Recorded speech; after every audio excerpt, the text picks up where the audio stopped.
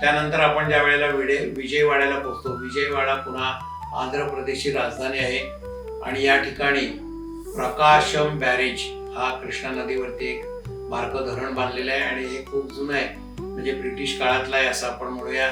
या ठिकाणी कृष्णाबाईचा मोठा पुतळा आहे आणि याचप्रमाणे अमरेश्वर या ठिकाणी सुद्धा आपल्याला कृष्णाबाईची एक सुंदर मूर्ती कृष्णा काठावरती आपल्याला बघता येते.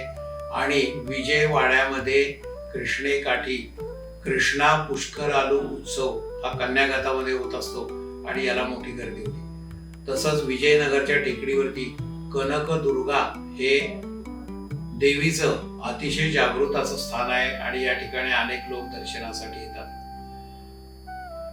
श्रीदेवीनं महिषासुराचा वध केला आणि ती या ठिकाणी येऊन राहिली अशी हकीकत सांगितली जाते. तिनं विजय मिळवला म्हणून या गावाचं नाव विजयवाडा असं पडलेलं आहे. विजयवाड्यावरून कृष्णा काठाने जाताना आता आपण कृष्णा आणि समुद्र यांच्या संगमाकडे जात आहे आणि याला आपण सागर संगम मिळतात याची पूर्ण माहिती मी पुढच्या भागामध्ये देत आहे. धन्यवाद. नमस्कार.